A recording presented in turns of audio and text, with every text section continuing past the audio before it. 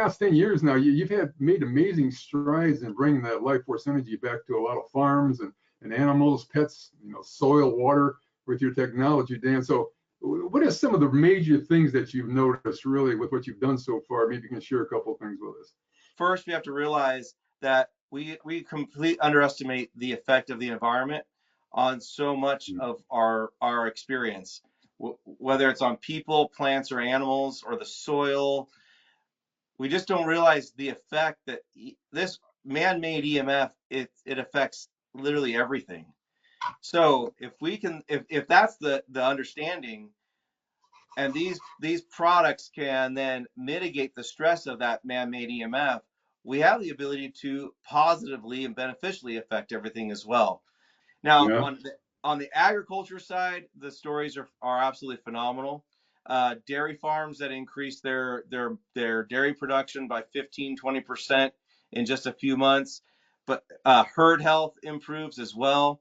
Cows are just as affected by us, if not more so, because they're constantly connected to the ground. And so you get that stray voltage going through the ground plus the EMF through the air, and it's a double whammy for them. And so when they go into milk, usually those milking barns, there's a lot of stray voltage in there, and they're under a lot of stress, which means the milk doesn't get let down as fast, and it's a little bit lower quality.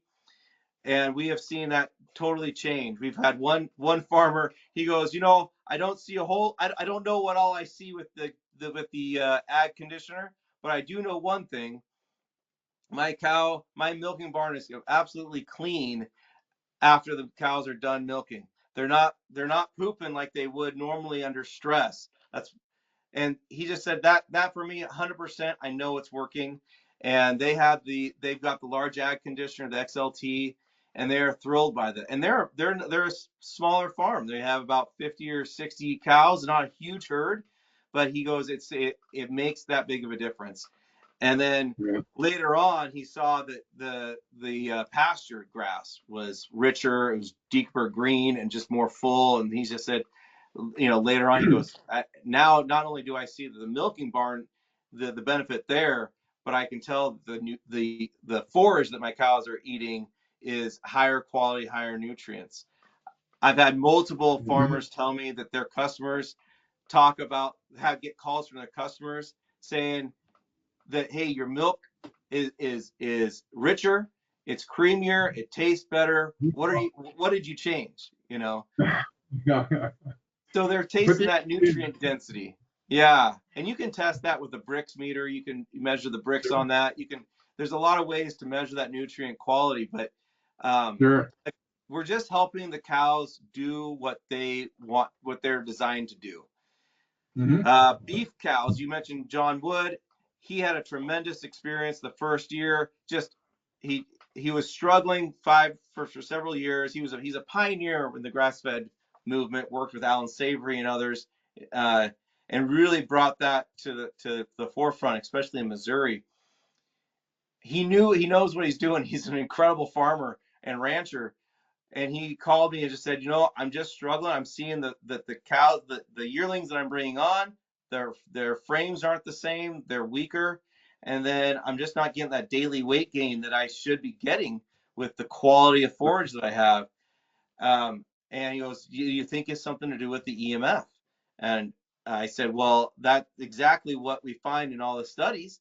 There's 20,000 pages of studies out there, 20,000 studies that all talk about the negative effects of EMF on all aspects of nature. So it would make sense. So we tried it, and sure enough, his daily weight gain came right back online. And his grasses started to grow faster. He said he couldn't keep up with the grass that was growing along the fence row. So he just was blown away with that, and has been for a number of years. And it's been a joy to be able to work with him and get out to see him and talk with so many of people like you that know him that he's told about. Farmers don't talk about things that don't work. And I've been very blessed to have majority of my business is word of mouth. It's referrals. That's been a very big deal for me, and I really appreciate all of that. you know, trees, and then not to keep to belabor the point of just the success we're seeing, but we do see No. that also with goats and sheep, chickens as well. We see the egg weight is improving with the chickens. Um, Corn and bean, just the bricks numbers on those are improving. The soil, the microbial activity in the soil is becoming more aerated. Naturally, you're getting more activity in that soil, and a lot of your listeners are probably in the regenerative or biodynamic space, or really want to grow healthy food. Um, I work with a lot of permaculture or food forest people who swear by these products because of what it does for the soil and the pollinators and the birds.